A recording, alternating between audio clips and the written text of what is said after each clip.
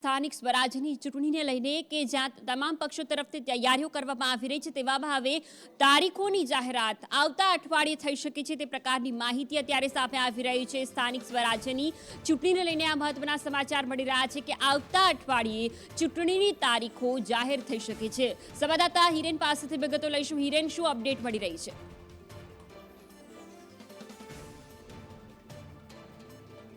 सूत्रों पासेथी जे प्रकारे माहिती मळी रही है ते मुजब आवता अठवाडिये एटले लगभग 22 થી 23 तारीखनी आसपास आ स्थानिक स्वराज्यनी संस्थाओनी जे खाली पड़ेली जग्याओ अने सामान्य चूंटणीओ जे बाकी है ए चूंटणीओ है एनी प्रक्रिया मोटे भागे एना माटेनी कामगीरी अने चूंटणीनी तारीखो जाहेर करवामां आवशे। आखरी मतदार यादी प्रसिद्धि है एनु काम मोटे भागे पूर्णता ने आरे छे एटले स्वाभाविक रीते आवता अठवाडियामां ए कामगीरी पूर्ण करी अने आ तारीखो जाहेर करवामां आवशे।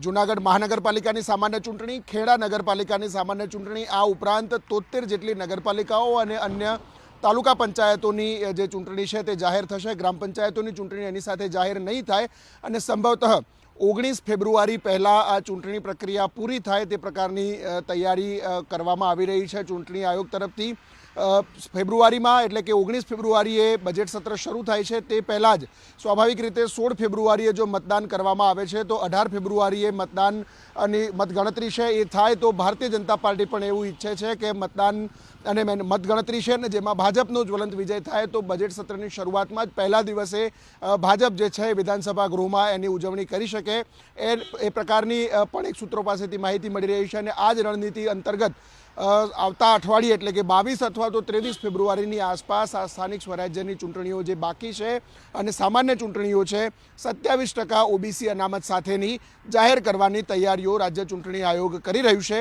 19 फेब्रुआरी सुधी मोटे भागे चूंटणी प्रक्रिया पूर्ण करी देवी ए प्रकारनी एक शक्यता अत्यारे हाल देखाई रही है। आवता अठवाडिये आ संपूर्ण प्रक्रिया है एनी जाहेरातनी शक्यता राज्य चूंटणी आयोग तरफथी देखाई रही है। जी बिल्कुल हीरेन, आभार तमाम विगतो बदल। અને હવે વાત કરવી છે સુરતના પાંડેસરા વિસ્તારમાં કે જ્યાં એક બિલ્ડિંગ ધરાશાયી થવાની ઘટના સામે આવી છે। આ બિલ્ડિંગની અંદર 7 જેટલા પરિવારો લઈ રહ્યા હતા, જેથી કરીને આ બિલ્ડિંગ ધરાશાયી થતા જ અનેક લોકો ઇજાગ્રસ્ત થવાની અત્યારે સંભાવના સેવાઈ રહી છે। LIG 512 માં બિલ્ડિંગ ધરાશાયી થયું છે। બ્લોક નંબર 303 નો પાછળનો ભાગ આખો જ ધરાશાયી થયો છે। બિલ્ડિંગના ફૂટેજ પરથી જોઈ શકાય છે કે બિલ્ડિંગ જર્જરિત હોવાનું અનુમાન સેવાઈ રહ્યું છે, કારણ કે આ બિલ્ડિંગનો જે ભાગ છે તે મોટા પ્રમાણમાં ક્ષતિગ્રસ્ત થયો છે। દુર્ઘટનામાં જો કે હજુ સુધી કોઈ જાનહાનિ નથી થઈ। બિલ્ડિંગ ખાલી કરાવવા માટે નોટિસ પણ આપવામાં આવી હતી। સંવાદદાતા મનીષ પાસેથી વિગતો લઈશું। મનીષ, બિલ્ડિંગ ધરાશાયી થવાની ઘટના બની છે, અત્યાર સુધી કોઈ જાનહાનિના કે પછી કોઈ ઇજાગ્રસ્તના સમાચાર?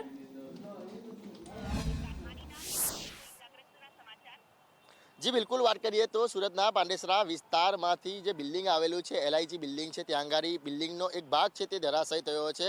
આ બિલ્ડિંગની વાત કરીએ તો 2016થી જ આ બિલ્ડિંગ છે તે જર્જરિત હાલતમાં હોય અને વારંવાર પાલિકા દ્વારા તરફથી નોટિસ પણ આપવામાં આવી હોય છે, પરંતુ કોઈ પણ પ્રકારના નક્કર પગલાં નહીં લેવા અને બિલ્ડિંગને ખાલી નહીં કરાવવાને લઈને જ આ ઘટનાનું નિર્માણ થયું છે। જોઈ શકાય છે કે કઈ રીતના જે દિવાલ છે તે પડી ગઈ છે અને સદનસીબે કોઈ ઘટનામાં જાનહાનિ નથી થઈ, પરંતુ વારંવાર આ જે બિલ્ડિંગમાં નોટિસ આપવામાં આવી છે અને આ નોટિસની અવગણના કરવામાં આવી છે। સાથે જ રિપેરિંગ કામ માટે પણ તેમને કહેવામાં આવ્યું છે, પરંતુ કોઈ પણ પ્રકારનું જે રિપેરિંગ કામ નથી કરવામાં આવ્યું, જેને લઈને જ આ ઘટના બની છે। લોકોમાં રોષ પણ જોવા મળી રહ્યો છે, કારણ કે વારંવાર કહેવામાં આવ્યું છે તેમ છતાં પણ કોઈ નક્કર પગલાં નથી લેવામાં આવી રહ્યા। એટલે કહેવાય કે સુરતના પાંડેસરા વિસ્તારમાં અનેકવાર આ પ્રકારની જર્જરિત બિલ્ડિંગ છે અને લોકો છે તે પોતાનો આશયોનો છોડવા નથી માંગતા, અને જેને લઈને જ મહાનગરપાલિકાની પણ બેદરકારી કહેવાય, કારણ કે વારંવારની નોટિસ આપવા છતાં પણ જે લોકો છે તે બિલ્ડિંગ નથી ખાલી કરતા, જેને લઈને જ આવી બિલ્ડિંગો પડતી હોય છે। સદનસીબે અત્યારે કોઈ પણ પ્રકારની જાનહાનિ નથી થઈ અને મહાનગરપાલિકાની ટીમ છે તે અત્યારે ત્યાં પહોંચી ગઈ છે અને આ બિલ્ડિંગને ખાલી કરાવવા માટેની જે પ્રક્રિયા છે તે હાથ ધરવામાં આવી છે। જી અને હવે વાત કરવી છે અમરેલી જિલ્લાની કે જ્યાં અવારનવાર દીપડાઓનો આતંક જોવા મળતો હોય છે અને જેથી કરીને આસપાસના વિસ્તારોમાં ભયનો માહોલ પણ રહેતો હોય છે। ખાસ કરીને બાળકો જ્યારે ભોગ બનતા હોય છે અમરેલી વિસ્તારના કે જ્યાં દીપડો આતંક દે છે, ત્યારે હવે ખેત મજૂર તરફથી એક નવતર પ્રયોગ કરવામાં આવ્યો છે। રાત્રિના સમયે બાળકોને પાંજરામાં રાખવાનો આ પ્રયોગ કરવામાં આવ્યો છે। દિવસે ને દિવસે જ્યારે આ વિસ્તારોની અંદર દીપડાનો આતંક વધી રહ્યો છે, ત્યારે માસૂમ બાળકો જીવ ન ગુમાવે, માસૂમ બાળકો દીપડાનો ભોગ ન બને તે માટે રાત્રિના સમયે બાળકો પાંજરાની અંદર સૂઈ રહે તે માટેનો આ નવતર પ્રયોગ કરવામાં આવી રહ્યો છે।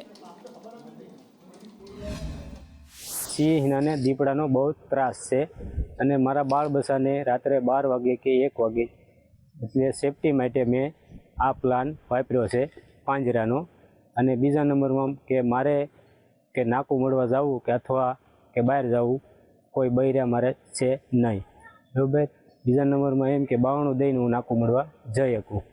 અને હવે વાત કરવી છે ખ્યાતિ હોસ્પિટલ કાંડ, જેમાં અનેક દર્દીઓ ભોગ બન્યા છે, અનેક લોકોએ પોતાનો જીવ ગુમાવ્યો છે અને તેવામાં મુખ્ય સૂત્રધાર ગઈકાલે જ ઝડપી પાડવામાં આવ્યું છે એરપોર્ટ પરથી. અને હવે તેની પૂછપરછ જ્યારે કરવામાં આવી રહી છે ત્યારે અનેક પ્રકારના ખુલાસાઓ પણ થઈ રહ્યા છે. કાર્તિક પટેલ, જેની પૂછપરછ કરવામાં આવતા જ કેવી રીતે આ હોસ્પિટલ શરૂ કરવામાં આવી નકલી પેઢીની મદદથી, આ સાથે જ કેવી રીતે આખું જ કાવતરું રચવામાં આવ્યું અને હોસ્પિટલને નુકસાન બતાવવામાં આવ્યું, પોતાનો પગાર વધારીને હોસ્પિટલ નુકસાનીમાં ચાલે છે તેવું બતાવવામાં આવ્યું, કેમ્પ કરવા માટે કોની મંજૂરી લેતા હતા, જો કે હવે તે અંગે તપાસ કરવામાં આવી રહી છે. કાર્તિક પટેલ જે મુખ્ય સૂત્રધાર હતો, અત્યાર સુધી અનેક દેશોની અંદર તે નાસ્તો ફરતો હતો, ઓસ્ટ્રેલિયા, દુબઈની અંદર તે રહી રહ્યો હતો, પરંતુ પત્નીની તબિયત નાદુરસ્ત હોવાના કારણે તેણે ફરી પાછું અમદાવાદ આવવું પડ્યું હતું અને અમદાવાદ એરપોર્ટ પર ક્રાઇમ બ્રાન્ચની ટીમ તરફથી તેને ઝડપી પાડવામાં આવ્યો હતો અને હવે તેની પૂછપરછ કરવામાં અનેક ખુલાસાઓ થઈ રહ્યા છે. આરોપી કાર્તિક પટેલ જે છે એમની પ્રાથમિક પૂછપરછમાં એમણે જે પણ અત્યાર સુધીની જે થોડાક સમય મળ્યો છે એમાં જે પૂછપરછ કરવામાં આવેલી છે એમાં એમની જે પ્રાથમિક જે માહિતી મળી છે એ મુજબ એ અત્યાર સુધીમાં જે પણ પ્રકારે પીએમજે યોજના અથવા તો ખ્યાતિ હોસ્પિટલ અને જે પણ ઇન્સ્યોરન્સ જે કંપની જે છે એ સાથેના જે વ્યવહારો થયેલા છે એ વ્યવહારોની ચકાસણી પણ હાથ ધરાઈ રહેલી છે. એમાં એમનો કેટલો રોલ છે એ વિશે તપાસ કરવામાં આવી રહેલી છે. જે પણ અગાઉના આરોપીઓ દ્વારા જે તપાસના લગતી માહિતી જે આપવામાં આવેલી છે એ માહિતી પણ કાર્તિક પટેલની પૂછપરછ દરમિયાન એની ખરાઈ કરવામાં આવનાર છે અને એ વિશે જે પણ પુરાવાઓ છે એકત્રિત કરવામાં આવનાર છે. વધુ વિગતો લઈશું સંવાદદાતા જિગ્નેશ પાસેથી. જિગ્નેશ, ખૂબ જ રાજ ઉડાવી ખ્યાતિ હોસ્પિટલના સંચાલક કાર્તિક પટેલે, પરંતુ હવે તે ક્રાઇમ બ્રાન્ચ પોલીસના સકંજામાં આવી પહોંચ્યો છે. તપાસનો ધમધમાટ ચાલી રહ્યો છે. 8 જેટલા આરોપી પોલીસ પકડની અંદર છે. 9મો મુખ્ય આરોપી જે કાર્તિક પટેલ ઝડપાયો છે. અત્યાર સુધીની તપાસમાં કયા કયા ખુલાસાઓ સામે આવ્યા છે?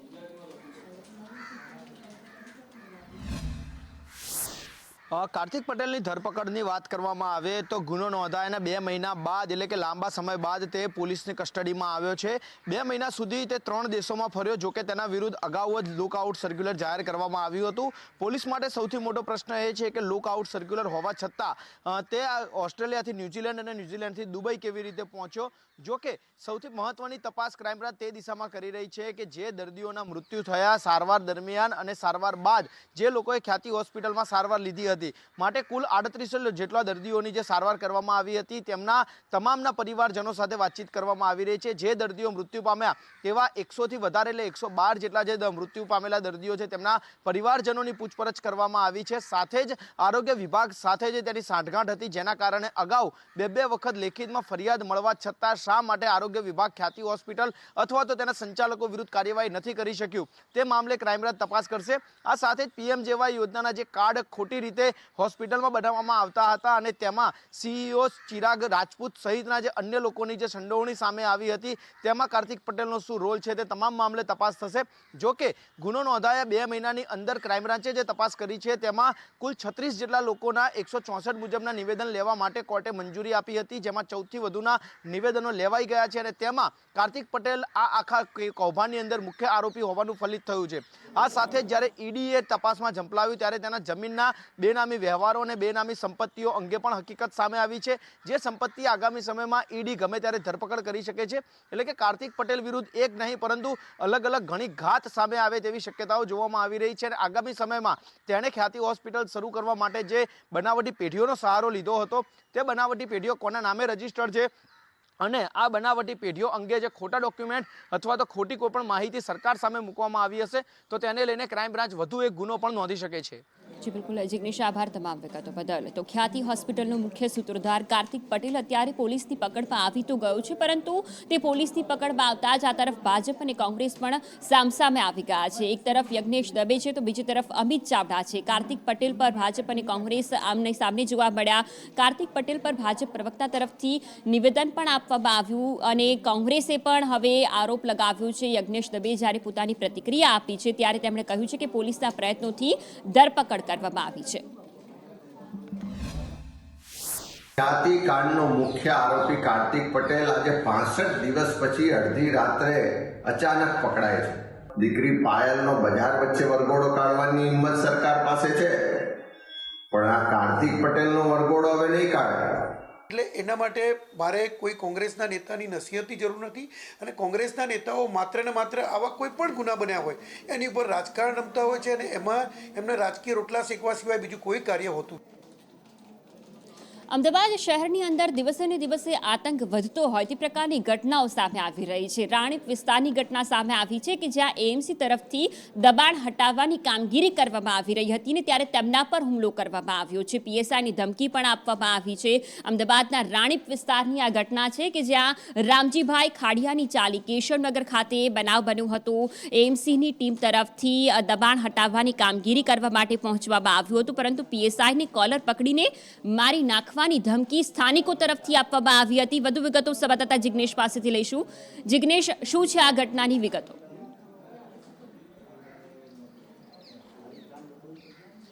વાત કરીએ ફાલ્ગુની તો દાદાનું બુલડોઝર અત્યારે ન માત્ર અમદાવાદ શહેર પરંતુ રાજ્યભરમાં જેટલી જગ્યાઓ પર ગેરકાયદેસર દબાણો થયા છે ત્યાં ચાલી રહ્યું છે. તેવામાં અમદાવાદના રાણીપ વિસ્તારમાં કેશવનગર પાસે આવેલી રામજીભાઈની ચાલીમાં ગઈકાલે કોર્પોરેશન અને પોલીસની ટીમો જ્યારે દબાણ હટાવવા ગઈ હતી પોલીસ બંદોબસ્ત સાથે, ત્યારે સ્થાનિકોના ટોળાએ એકઠા થઈ સરકારી કામગીરીમાં રૂકાવટ ઊભી કરી કોર્પોરેશનના કર્મચારીઓ પર હુમલો કર્યો હતો, પથ્થરમારો કર્યો હતો અને સાથે જ ફરજ પર બંદોબસ્તમાં હાજર રહેલા પીએસઆઈનો કોલર પકડી તેમને મારી નાખવાની ધમકી પણ આપી હતી. જે મામલે રાણીપ પોલીસે 5 લોકો વિરુદ્ધ ગુનો દાખલ કર્યો છે અને સાથે જ 5 આરોપીની શોધખોળ અને ધરપકડ માટેની કાર્યવાહી શરૂ કરી છે.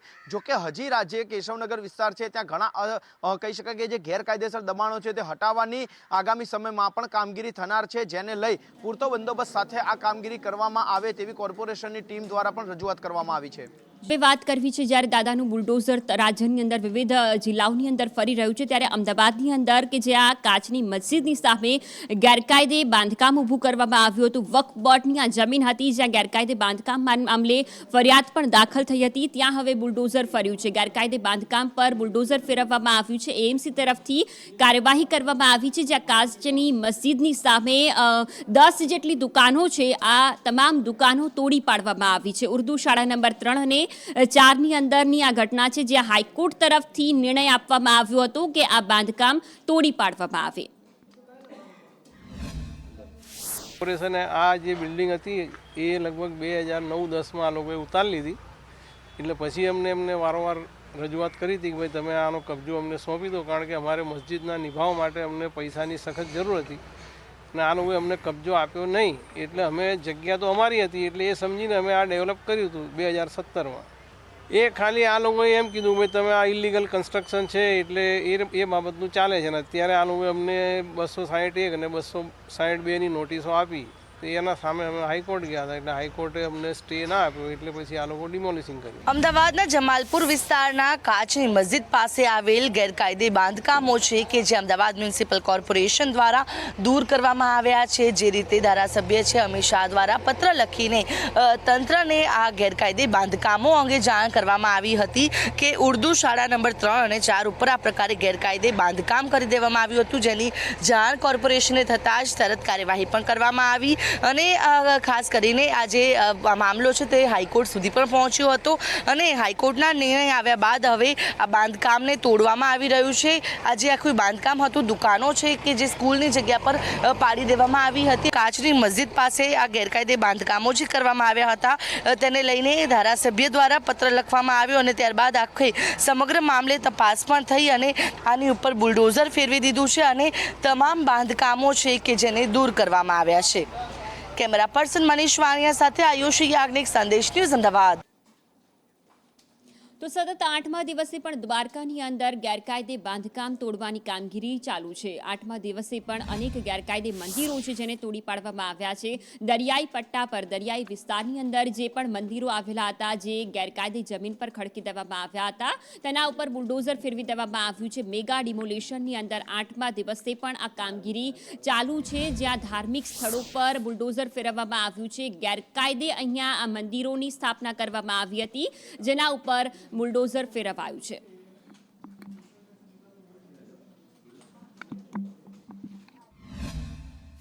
वहाँ पर ये एनक्रोचमेंट काफ़ी सालों से थी. यहाँ पर हमने तकरीबन 1 साल पहले नोटिस दिया था और अभी कुछ दिन पहले दूसरा नोटिस दिया है. फिर उसके बाद आज सुबह और कल शाम को हमने लोगों के साथ बैठ के यहाँ पे जन सुनवाई की है और उसके बाद ये डिसीजन लिया गया है कि यहाँ पर जो इलीगल स्ट्रक्चर है उसको तोड़ा जाएगा. गवर्नमेंट ऑफ इंडिया की अमृत 2 स्कीम जो है, जो वाटर रिजुनिवेशन की तरफ काफ़ी कार्रवाई करती है, उस स्कीम के अंदर इस एरिया का इस्तेमाल होना है. ગુજરાતીમાં એક કહેવત છે કે લોભી હોય ત્યાં દુતારા ભૂખે ન મરે, અને આ જ લેભાગુ તત્વો અત્યારે ગુજરાતની અંદર સક્રિય બનતા હોય તે પ્રકારની ઘટના સામે આવી રહી છે. બીઝેડ કૌભાંડ સામે આવ્યું, તેના જેવું જ એક કૌભાંડ રાજકોટની અંદર સામે આવ્યું છે. પોન્ઝી સ્કીમની અંદર અનેક કરોડો રૂપિયા લોકોનો ફસાયા છે, જ્યારે રાજકોટની અંદર 12 જેટલી પોલીસ ફરિયાદ નોંધાઈ છે, જેની અંદર સંદેશ ન્યૂઝે પણ જે પણ ભોગ બનેલા છે તેમની સાથે વાતચીત કરી હતી, અને આ સાથે જ 2 કરોડથી પણ વધુ રૂપિયા લોકોના અટવાયેલા છે. હાલ આ તમામ સંચાલકો ભૂગર્ભમાં ઉતરી ગયા છે. બ્લોક આરા કંપનીએ 300 કરોડનું પોન્ઝી કૌભાંડ કરી નાખ્યું છે. બીઝેડ જેવું કૌભાંડ જે છે તે રાજકોટમાં પણ જોવા મળ્યું છે. રાજ્યભરની અંદર 8000 કરતાં પણ વધુ રોકાણકારો જે છે તે આ કૌભાંડની અંદર પોન્જી સ્કીમની અંદર ભોગ બન્યા હોવાનું સામે આવ્યું છે. ઘણા વેપારીઓ છે જેમને રોકાણ કર્યું હતું, તેઓ આપણી સાથે છે, તેમની સાથે વાત કરીશું. આખી સ્કીમ શું હતી, ક્યારે આ સ્કીમ શરૂ કરવામાં આવી હતી અને કેટલા રૂપિયાનું રોકાણ કર્યું હતું? આજથી 2 વર્ષ પહેલાં આ લોકો લોકવોરા નામની એક કંપની લઈને આવ્યા અને એની અંદર માણસોએ પૈસા રોક્યા. એટલે 1 લાખ રૂપિયા રોકો ને એટલે 3 લાખ રૂપિયા 1 વર્ષની અંદર કે 400 દિવસની અંદર આપે. આ રીતની આ લોકોની સ્કીમ હતી. અને લગભગ અમારા સમાજના હતા ને, એટલે અમારા સમાજના હિસાબે અમને એમ થયું કે ના, આપણા સમાજનો છે એટલે ખોટું તો નહીં કરે, એટલે આપણે બધાએ પૈસા અમે રાખેલા હતા. રાજકોટ સહિત રાજ્યની અંદર કેટલા રોકાણકારો આની અંદર છે અને ટોટલ આંકડો ક્યાં સુધી પહોંચે તેવી શક્યતા છે? રાજકોટની અંદર લગભગ અમે લોકો 12 જણાએ અરજી કરી છે રાજકોટની અંદર, અને ટોટલ 30 થી 35 જણા રાજકોટમાં નીકળે, અને આંકડો બધાનો લગભગ 2.5-3 કરોડ જેવા આસપાસ નીકળે. ટીબેક કરીને કોઈન આપતા હતા, અને એ લોકોએ એવું કીધું કે ભાઈ ટીબેક કોઈનની અંદર તમને 4,25,000 રૂપિયા તમે રોકશો એટલે તમને વળતર રૂપે 400 દિવસની અંદર 12,75,000 રૂપિયા વળતર રૂપે પાછો આપવામાં આવશે. કંપની છે તેમની સામે ફરિયાદ જે છે તે નોંધાવવાની તજવીજ શરૂ કરવામાં આવી છે. કેમેરા પર્સન માધવ ભટ્ટ સાથે મયુર. બનાસકાંઠાની અંદર વિભાજનનો મુદ્દો જે હાલ પણ વિરોધની અંદર સપડાયેલો છે, એ વિરોધ હવે અમદાવાદ સુધી પહોંચી ચૂક્યો છે, કે જ્યાં ધાનેરાના અનેક લોકો અમદાવાદ આવી પહોંચ્યા હતા. અમદાવાદ કલેક્ટર કચેરીએ હોબાળો મચાવવામાં આવ્યો હતો, અને તેમણે માંગ કરી હતી કે થરાદની અંદર ધાનેરાનો સમાવેશ કરવામાં ન આવે, તેને બનાસકાંઠાની અંદર જ રાખવામાં આવે. આ રજૂઆત કરવા માટે મોટી સંખ્યામાં ધાનેરાથી લોકો આવી પહોંચ્યા હતા, અને કલેક્ટર કચેરીએ હોબાળો મચાવાયો. અમારી માંગ એવી છે કે અમારે થરાદ સુધી જવાનું થતું નથી, અને 90% પબ્લિક દુઃખી જ છે ધાનેરાવાળી, કે અમારે કોઈને એ બાજુ જવાનું કદી થતું નહીં. કેમ કે રાતનો કોઈ બી કામ હોય, બીજું કોઈ સાધન બીજું મળે નહીં, અને થરાદ ઓળખ પડે છે. એટલે પાલનપુર સાથે અમારે બધાને વ્યવહાર આજથી વર્ષોથી બધા ધંધામાં બીજે બધું કામ બીજું કરવું હોય તો અમારે 1 દિવસમાં બધું પટી જાય, ત્યાં 1 દિવસમાં પટે જ નહીં. એટલે બધી ધાનેરાની પબ્લિક દુઃખી જ છે. અગવડતા કયા પ્રકારની અગવડતા? તો કે તાલુકામાં આવેલા અંતરિયાળ ગામો જેનો ડિસ્ટન્સ થરાદ સુધી 120 કિલોમીટરથી 100 કિલોમીટર છે, જે અંતર્ગત ગામોની વાહન વ્યવહારની, ટ્રાન્સપોર્ટેશનની કોઈ વ્યવસ્થા થયેલ નથી. બીજું, થરાદમાં ન જવાનું કારણ એ છે કે એક વ્યક્તિના કોઈ વિચારોને બનાસકાંઠા ઉપર થોપવા માટે આખા જિલ્લાના ધાનેરા તાલુકાના લોકો પ્રભાવિત છે. કે જે લોકો આ વસ્તુથી નકારી રહ્યા છે કે અમારે થરાદમાં નથી જવું જેવા અનેક કારણો અમારા આગેવાનશ્રીઓએ બતાવી ચૂક્યા છે. માટે પ્રજાના હિતને ધ્યાનમાં રાખીને સરકાર વિચારે, એક વ્યક્તિના વિચારોને પબ્લિક ઉપર ના થોપે. જે બનાસકાંઠા વિભાજનને લઈને ન માત્ર સ્થાનિકો તરફથી વિરોધ કરવામાં આવી રહ્યો છે, પરંતુ તેમાં રાજકીય નેતાઓ પણ ઝંપલાવી રહ્યા છે. એક બાદ એક અનેક રાજકીય નેતાઓનું નિવેદન સામે આવી ચૂક્યું છે. તેવામાં હવે પૂર્વ MLA મફતલાલ પુરોહિત તરફથી પણ જાહેર મંચ પરથી નિવેદન આપવામાં આવ્યું છે. જિલ્લા પ્રમુખ ઉપર તેમણે કટાક્ષ સાધ્યો છે. તેમનું નામ લીધા વગર તેમણે નિવેદન આપ્યું છે. કહ્યું છે કે ખિસ્સાની અંદર રાજીનામા લઈને ફરવામાં આવે છે. પક્ષાપક્ષીથી ઉપર ઉઠીને મારા તાલુકાના, મારા જિલ્લાના વિકાસ માટે આ કામ જરૂરી છે છાતી કાઢીને વાત કરે. ચૂંટાયેલો હોય, સંગઠનનો માણસ હોય, એ છાતી કાઢીને વાત કરે. અને રાજીનામા તો ગજવામાં લઈને ભરે. એ કેમ કે આ લઈ લે આ રાજીનામું. શું કહેવા માંગે? પાર્ટીને તમારી જરૂર છે. પાર્ટી ચાલે છે તમારાથી. શું કામ પાયેલા થઈ બેઠા છો ઘરે?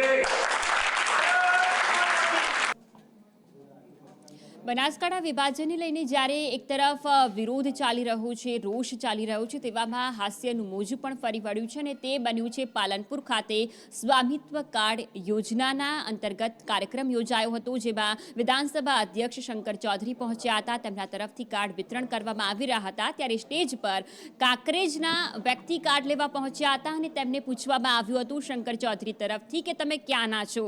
ત્યારે જવાબમાં કાંકરેજ મળતા જ તેમણે કહ્યું કે અરે ભલું થાય તમારું. તેમના આ શબ્દોએ હાસ્ય જમાવ્યું હતું.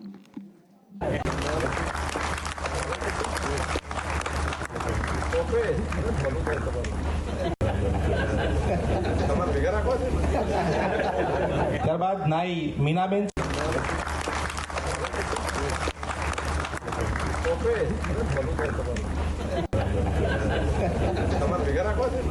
આગળ વાત કરીએ, રાજ્યના આદિજાતિ શિક્ષણ મંત્રી કુબેર ડિંડોર તરફથી એક મોટું નિવેદન આપવામાં આવ્યું છે. તેમણે નર્મદા ખાતે એક કાર્યક્રમની અંદર કહ્યું છે કે કોંગ્રેસના સમયમાં જે આદિજાતિ ગીત બગાડવામાં આવતું હતું તે હવે બદલવામાં આવે. કોંગ્રેસના શાસનમાં જે ગીત ચાલી રહ્યું હતું તે હવે ભાજપના શાસનમાં બદલીને અલગ કરવામાં આવે. આ પ્રકારની માંગણી તેમણે કરી છે. નર્મદાના શાળાની અંદર વાર્ષિક મહોત્સવ ચાલી રહ્યો હતો. આ મહોત્સવમાં તેમની ઉપસ્થિતિએ તેમણે આ નિવેદન આપ્યું છે કે હાથમાં ધાર્યું અને આ જે ગીત છે આદિજાતિનું તે કોંગ્રેસના સમયમાં હતું, જે હવે ભાજપના સમયમાં બદલીને હાથમાં કલમ, કાનમાં સ્ટેથોસ્કોપ વાળું કરવામાં આવે. કારણ કે અનેક આદિજાતિના જે વિદ્યાર્થીઓ છે, જે બાળકો છે, જે અત્યારે ડોક્ટર બની રહ્યા છે. જો કે તેમના આ નિવેદને અત્યારે ચર્ચા જગાવી છે, જેના ઉપર કોંગ્રેસના પ્રવક્તા મનીષ દોશી તરફથી પ્રતિક્રિયા આપવામાં આવી અને તેમણે પ્રહારો કર્યા છે કે કોંગ્રેસના સમયમાં જે શાળાઓ ચાલી રહી હતી તેમાં જ મુખ્યમંત્રીએ અભ્યાસ કર્યો છે. અત્યારે શિક્ષકોની ઘટ છે તે મામલે શિક્ષણ મંત્રી શા કારણે મૌન છે?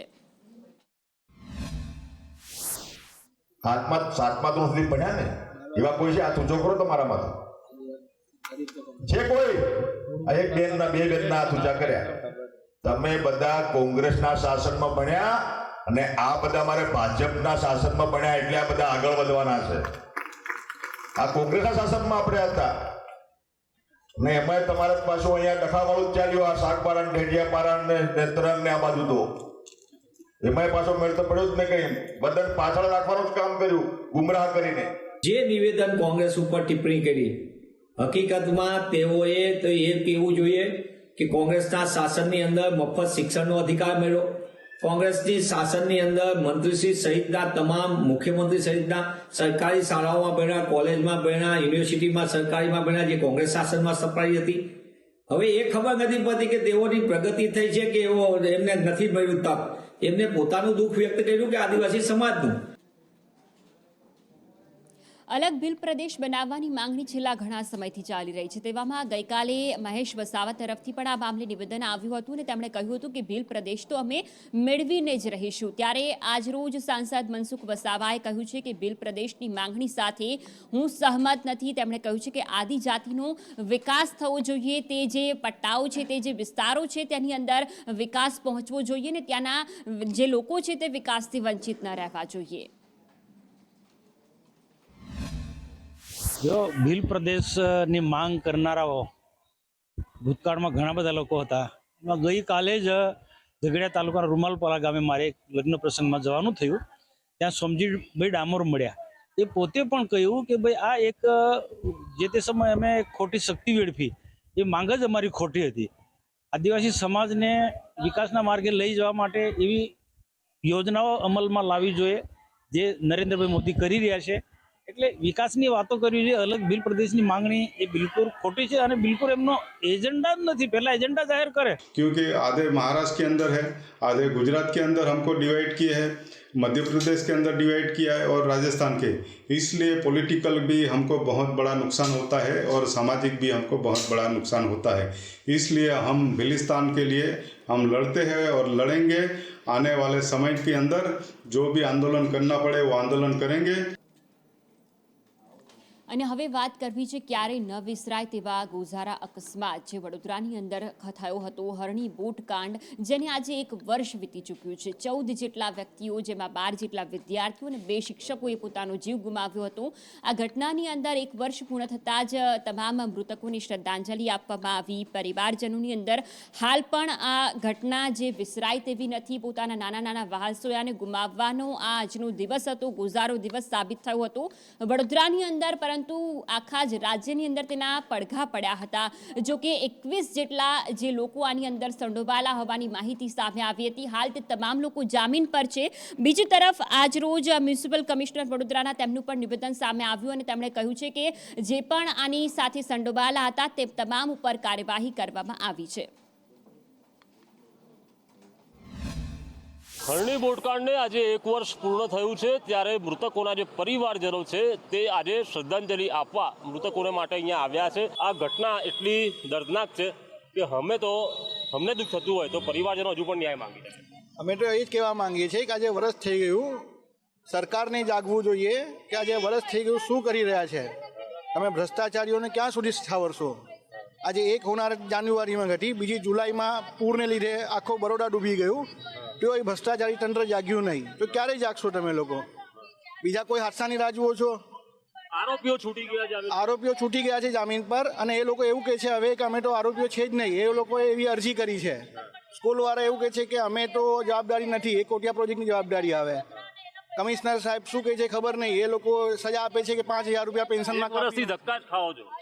1 વર્ષથી અમે ન્યાય માટે લડી જ રહ્યા છે. ખાલી ન્યાયના નામ પર ખાલી વાતો જ થઈ રહી છે. હાઈકોર્ટ મારી સરકાર જોડે વિનંતી છે કે આજે જાગો. કાં તો અમે ગાંધીને માનીએ છીએ, તમે વીર સાવરકરને માનીએ છીએ, ભગતસિંહને માનીએ છીએ, પછી અમને એવો રસ્તો અપનાવવા મજબૂર ના કરો મહેરબાની કરીને. આ હાથ કલમ જાણે છે, બકરો કાપવાનો બી જાણે છે. જે બાળક છે તમે લઈને આવ્યા છો, હજુ પણ એના ભાઈને કે બેનને આ મારો હજુ એના ભાઈને યાદ કરીને રોજ એનું માઇન્ડ એકદમ મેં થઈ ગયો છે. તો એ રોજ જે રડે છે, ભાઈ કબ આएगा મમ્મી, ભાઈ કબ આएगा, ભાઈ કો કિસને મારા. આરોપીઓ જામીન પર છૂટી ગયા છે અને ખાલી વળતર માટે અમને કહેવામાં આવે છે કોર્ટમાંથી. અમને ન્યાય માટે હજુ કશું વાત કરવામાં આવી નથી. પ્રવાસે ગયા, અમુક વાલીઓએ ના પાડી, તેમ છતાં પણ તેઓ મિત્રો સાથે આનંદ માણવા ગયા, પરંતુ એમને ક્યાં ખબર હતી કે આ તેમના જીવનનો છેલ્લો દિવસ હશે. અને પરિવારને પણ ક્યાં ખબર હતી કે તેમનો દીકરો સાંજે હેમખેમ આવવાને બદલે તેનો મૃતદેહ તેના હાથમાં આપી દેવામાં આવશે. ત્યારે હજુ પણ ન્યાયની માંગ પરિવારજનો કરી રહ્યા છે.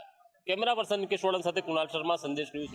તો જેટલા પણ લોકો રેકોર્ડ ઉપર હતા કે જેમને કોન્ટ્રાક્ટ રાખ્યો હતો, જે લોકો આને ચલાવતા હતા, ઓપરેટ કરતા હતા, એ બધા સામે પહેલા જ દિવસે અમે એફઆઈઆર દાખલ કરી હતી. એમને નામદાર કોર્ટે કે એમને જામીન આપ્યા છે એટલે એ લોકો છૂટ્યા છે. એટલે જે કાર્યવાહી કરવાની હોય એફઆઈઆરની એ તુરંત વિધિન 24 અવર્સ એ દુર્ઘટના, જે દુઃખદ દુર્ઘટના થઈ એના 24 કલાકની અંદર થઈ. ભ્રષ્ટાચારનો વધુ એક પુરાવો ખેડાથી સામે આવ્યો છે. ખેડામાં નવો જ ઓવરબ્રિજ બન્યો હતો અને આ નવા ઓવરબ્રિજ પર ગાબડું પડ્યું છે, જે ભ્રષ્ટાચાર થયો હોવાનું ક્યાંક ગંધ આવતી હોય તેવું દેખાઈ રહ્યું છે. કરુણેશ જોડાયા છે સંવાદદાતા. કરુણેશ, ભ્રષ્ટાચાર થયો હોય તેવું લાગી રહ્યું છે, કારણ કે ઓવરબ્રિજ નવો જ બન્યો છે. કેટલા સમય પહેલા ચાલુ કરવામાં આવ્યો હતો, હાલ કેવી સ્થિતિમાં છે?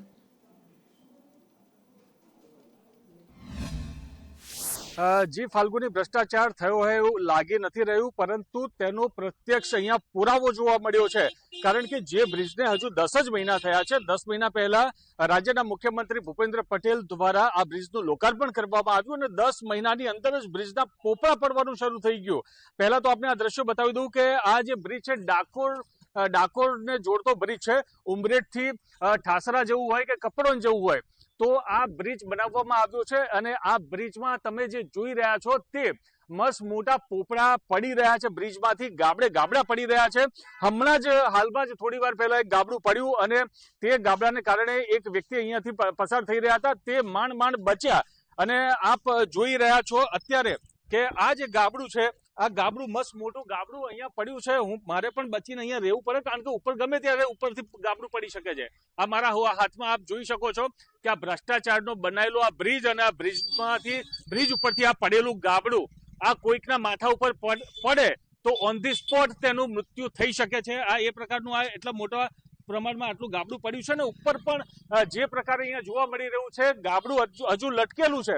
જો ઉપરથી ભારે માત્રામાં વાહનો ઉપરથી પસાર થાય છે અને ટૂંક જ સમયમાં ફરી એકવાર આ જે ગાબડું છે તે પડવાની પૂરેપૂરી શક્યતા છે.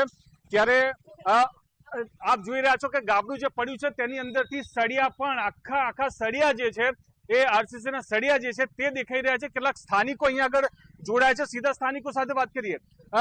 શું થયું હતું આખી ઘટનામાં? એક ગાબડું પડ્યું હતું ઉપર. શું થયું હતું કાકા? આની મેં બપોરે 3 વાગે અહીંથી હું નીકળતો હતો તે રસ્તામાં મોટું ગાબડું પડેલું હતું. હવે સ્થાનિક અહીં અવર જવાનો રસ્તો છે, આવી રીતે પોપડા પડતા હોય તો આ પબ્લિક ની શું દશા થાય? આ કેટલા વાગે આ ઘટના બની? આ 3 વાગે ઘટના બની. અગાઉ પણ એક ઘટના બની. અગાઉમાં મારી દુકાન બાજુ જે ગાબડું પડેલું હતું એની મેં અત્યારે જયારે ગાબડું પડ્યું ત્યારે શું થયું હતું? કોઈ બચી ગયું એવું? આ એક ભાઈ જતા હતા ને બચી ગયા. તો એનું ઇન્ટરવ્યુ લીધેલું જ છે. એ ભાઈ નું ઇન્ટરવ્યુ આપી, આ નકરો ભ્રષ્ટાચાર જ છે ભાજપ સરકારનો. અને આ જે કેટલા મહિના પહેલા બ્રિજ લોકાર્પણ કર્યું? આ લોકાર્પણ 8 મહિના થયા છે. 8 મહિના પહેલા. જી ફાલ્ગુની, તો 10 મહિના પહેલા આ બ્રિજનું છે લોકાર્પણ કરવામાં આવ્યું છે. 73.28 કરોડના ખર્ચે આ બ્રિજ બનાવવામાં આવ્યો છે અને 9મા મહિનામાં 2024ની સાલમાં આ બ્રિજ બનીને સંપૂર્ણ તૈયાર થઈ ગયો હતો ને ત્યારબાદ તેનું મુખ્યમંત્રીના હસ્તે લોકાર્પણ કરવામાં આવ્યું હતું. અનેક વાર આ બ્રિજમાં ભ્રષ્ટાચાર થયો છે તેના જે જીવતા જાગતા પુરાવા છે, સાબિતી છે, દાખલાઓ છે તે આપણને મળી રહ્યા છે. અગાઉ પણ સંદેશ ન્યૂઝે જ્યારે આ બ્રિજ પરથી પોપડો પડ્યો હતો ત્યારે ઘટના સ્થળે પહોંચીને લાઈવ કવરેજ કર્યું હતું અને ફરી એકવાર સંદેશ ન્યૂઝ અગ્રેસર સાબિત થયું છે. ફરી એકવાર જ્યારે આ પોપડો પડ્યો છે ડાકોરના બ્રિજ પરથી ત્યારે ફરી એકવાર ઘટના સ્થળે પહોંચીને આ ભ્રષ્ટાચાર, જે બ્રિજ પર જે ભ્રષ્ટાચાર છે તે લોકોને બતાવી રહ્યા છે અને સરકારને પણ બતાવી રહ્યા છે.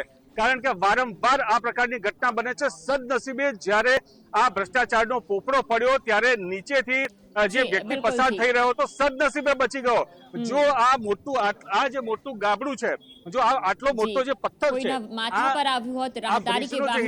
જો કોઈના માથા પર પડ્યો હોત તો જગ્યા ઉપર જ તેનું મૃત્યુ થવાની સંપૂર્ણ સંભાવના હતી. ફાલ્ગુની. જી બિલકુલ કરુણેશ, આભાર વિગતો બદલ. અને હવે વાત કરવી છે કોલકાતાની આરજીકર મેડિકલ કોલેજ, જેમાં 8 થી 9 મહિના પહેલા 31 વર્ષીય ટ્રેની મહિલા ડોક્ટર સાથે રેપ વિથ મર્ડરની ઘટના બની હતી. ન માત્ર કોલકાતા, ન માત્ર પશ્ચિમ બંગાળ, પરંતુ સમગ્ર દેશની અંદર આ ઘટનાના ઘેરા પ્રત્યાઘાત પડ્યા હતા. ઠેર ઠેર ડોક્ટર્સો રોડ રસ્તા પર આવી પહોંચ્યા હતા, બંધ પાડવામાં આવ્યું હતું અને હવે જ્યારે તેનો મુખ્ય મુખ્ય આરોપી છે સંજય રોય, જેની ધરપકડ કરવામાં આવી હતી. અનેક મેડિકલ ટેસ્ટ કરવામાં આવ્યા હતા, અનેક પુરાવાઓ એકત્રિત કરવામાં આવ્યા હતા અને હવે તે દોષી જાહેર થયો છે. 20મી જાન્યુઆરીએ તેની સજા સંભળાવવામાં આવશે. કશ્યપ પાસેથી વિગતો લઈશું. કશ્યપ, લાગી રહ્યું છે કે સંજય રોયની ધરપકડ બાદથી અત્યાર સુધી જે તપાસો થઈ છે તેમાં માત્ર સંજય રોય દોષી સાબિત હોય, કારણ કે સંજય રોયે કોર્ટમાં એવું કહ્યું છે કે હું દોષી નથી, પરંતુ આ ઘટનાની અંદર IPS કક્ષાના અધિકારીઓ પણ સામેલ છે. લાગી રહ્યું છે કે 20મી જાન્યુઆરીએ માત્ર સંજય રોય પર કોઈ ચુકાદો આવે. કોર્ટમાં સમગ્ર મામલો ચાલ્યો હતો. શિલાદા કોર્ટ જે છે ને તેમાં આ મામલે ચુકાદો આજે આવ્યો છે ને તેમાં સંજય રોય છે તેને આરોપી સાબિત કરવામાં આવ્યો છે. હાલ કોર્ટ દ્વારા સંજય રોય છે તેને આરોપી સાબિત કરવામાં આવ્યો હોવાના કારણે તેને સજા જે છે તે સંભળાવવામાં આવશે. માત્ર 57 દિવસમાં કોર્ટ દ્વારા આ ચુકાદો છે તે સંભળાવવામાં આવ્યો છે.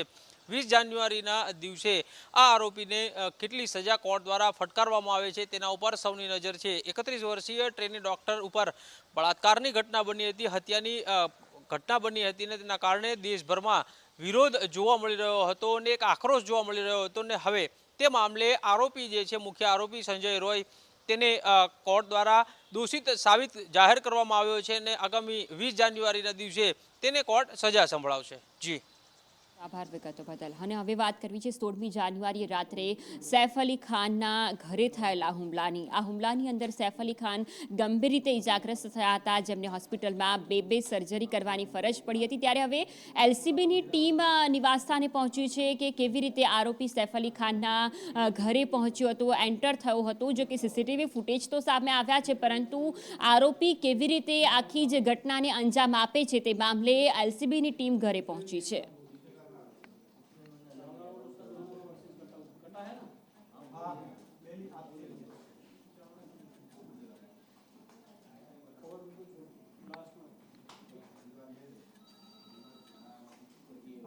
મહાકુંભ જે 144 વર્ષ બાદ આવ્યો છે અને અનેક શ્રદ્ધાળુઓ ત્યાં ડૂબકી લગાવી રહ્યા છે. આસ્થાની ડૂબકીમાં અત્યાર સુધી 6ઠ્ઠા દિવસે આંકડો 7.5 કરોડને વટાવી ગયો છે. તેવામાં હવે રક્ષામંત્રી રાજનાથસિંહ તરફથી પણ આસ્થાની ડૂબકી લગાવવામાં આવી. મહાકુંભની અંદર પહોંચવામાં આવ્યું. ત્રિવેણી સંગમમાં આસ્થાની ડૂબકી લગાવીને ધન્યતા અનુભવવામાં આવી. અત્યાર સુધી અનેક ભાવિકો પહોંચી રહ્યા છે. હાલ પણ આ ભાવિકોનો જમાવડો મહાકુંભની અંદર જોવા મળી રહ્યો છે. તેવામાં 7.5 કરોડથી પણ વધુ લોકો આ મહાકુંભની મુલાકાત લઈ ચૂક્યા છે. આગામી સમયમાં આ આંકડો રોજબરોજ વધી રહ્યો છે. રોજબરોજ કરોડોની સંખ્યામાં લોકો ત્યાં પહોંચી રહ્યા છે. ન માત્ર દેશમાંથી પરંતુ વિદેશમાંથી પણ શ્રદ્ધાળુઓ આવી રહ્યા છે.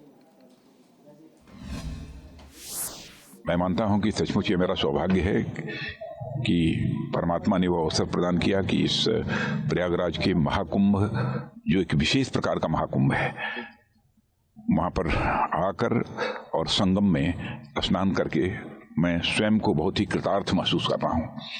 और मैं मानता हूँ कि भारतीय संस्कृति एवं सनातन धर्म की आध्यात्मिक अनुभूति का यह पर्व है जो प्राचीन वैदिक खगोलीय गणना पर आधारित है. और यहाँ सभी जाति पंथ, यहाँ तक कि अनेक देशों के लोग भी एकात्मता भाव से आते हैं.